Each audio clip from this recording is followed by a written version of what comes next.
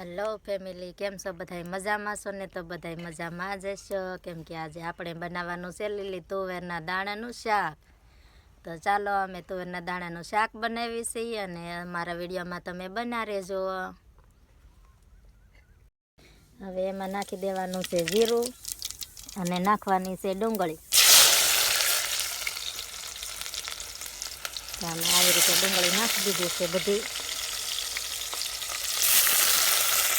હાલો, હવે એક ડુંગળી કટિંગ કરેલી હતી એ નાખી છે અને હવે એમાં નાખવાનું છે મીઠું. અને મીઠું નાખી હલાવી નાખવાનું.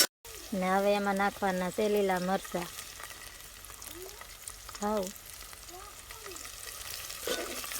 ચાલો, આમાં લીલા મરચાં નાખી દીધા છે અને ફૂલ ચડવા દેવાનું છે, ગ્રેવી થઈ જાય ને ત્યાં સુધી.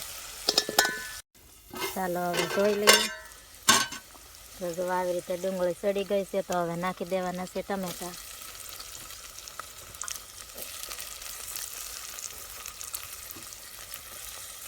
હવે તો ટમેટા નાખી અને હલાવી નાખવાનું છે અને હલાવીને હવે એને ઘડીક ચડવા દેવાનું છે આપણે.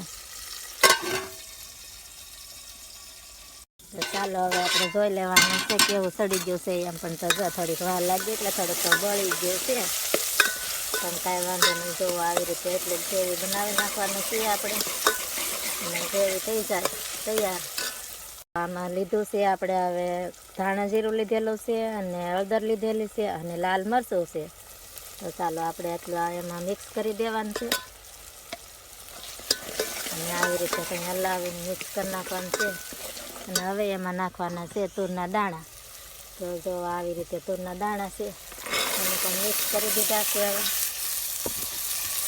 અને આમાં જો મિત્રો આવી રીતે કંઈ ફૂલ હલાવી નાખવાનું છે અને ઘડી તેલમાં ચડવા દેવાનું છે.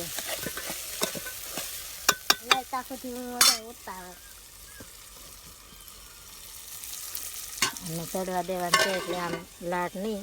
ચાલો, આપણે લાટ ઘડી તો રહેવા નથી દીધું, પણ ખાલી 4 થી 5 સેકન્ડ રહેવા દીધું છે અને હલાવી નાખ્યું છે.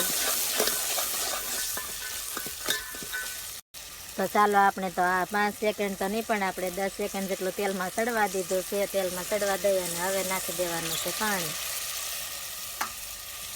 તો મિત્રો આમાં જેટલું આમ થોડુંક રસાવાળું રહેવા દેવાનું છે પાણી, એને ચડવા દેવાનું છે. હવે આપણે ઢાંકીને તૈયાર થઈ જાય ત્યાં સુધી ચડવા દેવાનું છે.